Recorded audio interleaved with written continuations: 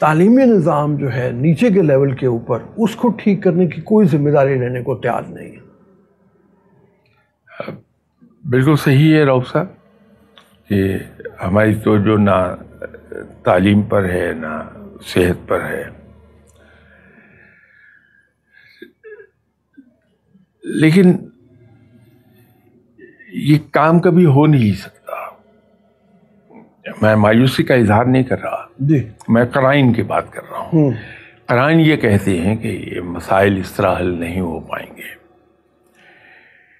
اس وقت جو کام ہم کر رہے ہیں وہ یہ ہے کہ آج کل مانسون شروع ہو گیا. ہمارے یہاں گھروں میں سیلن نمودار ہو جاتی ہے جی، دیواروں پر. مکان ہماری اپنی ذاتی ملکیت ہے، اس کا ہمیں درد ہوتا ہے. لیکن جنرلی ہماری اپروچ کیا ہوتی ہے کہ ہم اتنے حصے کو کیمیکلز استعمال کر کے ڈرائی کرنے کے بعد پینٹ کر کے خوش ہو جاتے ہیں کہ معاملہ ٹھیک ہو گیا. اگلی بارش آتی ہے وہ پھر وہیں مسئلہ آ جاتا ہے. کوئی زیادہ عقل مند ہوگا تو اتنے حصے کا سیمنٹ پلاسٹر اکھڑوا کے نیا پلاسٹر کر کے تو پینٹ کر کے خوش ہو جائے گا کہ میں نے ریپیئر کر لی. لیکن ہوتا کیا ہے کہ کہیں پر ایک سیپیج ہو رہی ہوتی پانی کے اندر، وہ رفتہ رفتہ دیوار کو کھاتی جاتی ہے. بنیادوں سے بعض کا پانی اوپر آنا شروع ہوتا ہے. ایک وقت آتا ہے کہ وہ دیوار گر جاتی ہے. تو اگر ہم اس سیلن کو لوکلی ریپیئر کرنے کی بجائے پہلے ہی دن یہ تحقیق کر لیں کہ پانی کی سیپیج کہاں سے ہے، اس کو ہم ریپیئر کر لیں تاکہ پانی اندر انٹر نہ ہونے پائے، تو بار بار ہمیں اس کی ریپیئر نہ کرنی پڑے.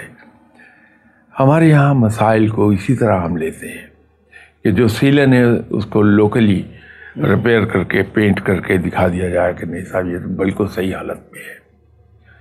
یہ رویہ ہمیں ترک کرنا پڑے گا. یہ قومی سطح پر یہ رویہ ہمارا ہو گیا ہے.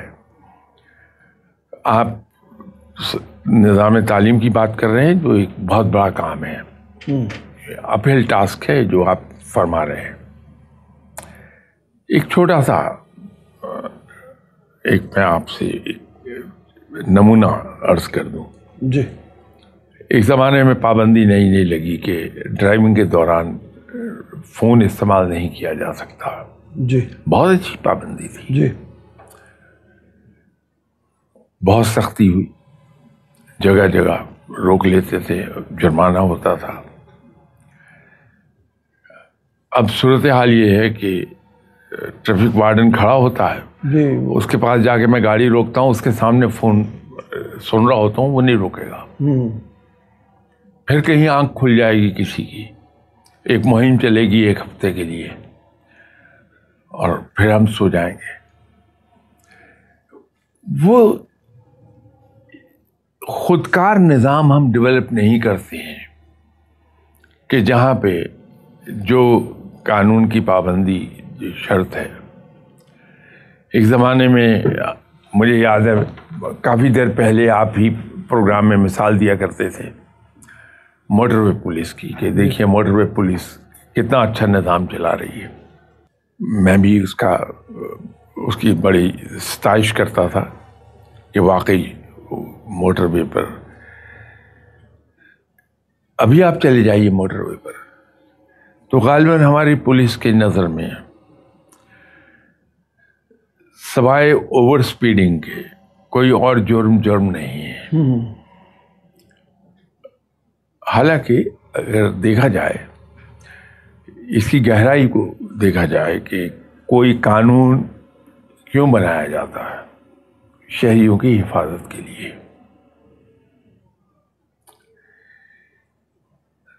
لین ڈسپلن مینٹین نہ کرنا، صحیح طرف سے اوورٹیکنگ نہ کرنا، صحیح لین میں صحیح سپیڈ پر نہ جانا، یہ سب ٹریفک ہیزرڈز ہیں جو دوسرے روڈ یوزرز کے لیے خطرناک ہو جاتے ہیں. میں نے موٹر وے پر وہ زمانہ دیکھا ہے. ایک ہمارے آئی جی ہوا کرتے تھے جو آئی جی موٹر وے پوسٹ ہو گئے تھے, ضیاء الحسن صاحب. کمال کی امپلیمنٹیشن تھی ان کے دور میں قانون کی. موٹر وے پر آپ موبائل 2 منٹ کے لیے استعمال نہیں کر سکتے تھے. آگے کہیں روک لیا جائے گا کہ آپ یہاں سے 10 کلومیٹر پیچھے موبائل یوز کر رہے تھے. آپ مستقل ٹاپ لین میں نہیں جا سکتے تھے, روک لیا جاتا تھا کہ اتنے فاصلے سے آپ ٹاپ لین یوز کر رہے ہیں جبکہ وہ اوورٹیکنگ کے لیے ہے. آپ بار بار لین چینج کریں, روک لیا جائے گا کہ آپ بار بار لین شفٹ کر رہے ہیں, یہ دوسروں کے لیے خطرناک ہے. آپ ٹاپ لین میں 100 کی سپیڈ پہ جا رہے ہیں, روک لیا جائے گا کہ آپ سلو جا رہے ہیں, وہ سپیڈ اس میں آپ 120 سے کم نہیں جا سکتے. امپلیمنٹ ہو رہا تھا اور اسی کو لوگ یاد بھی کرتے ہیں. یہ اس وقت ہوتا ہے جب ہم یہ سمجھ لیں کہ قانون کیوں بنایا گیا تھا, اس کو امپلیمنٹ کرنے کے پیچھے حکمت کیا ہے.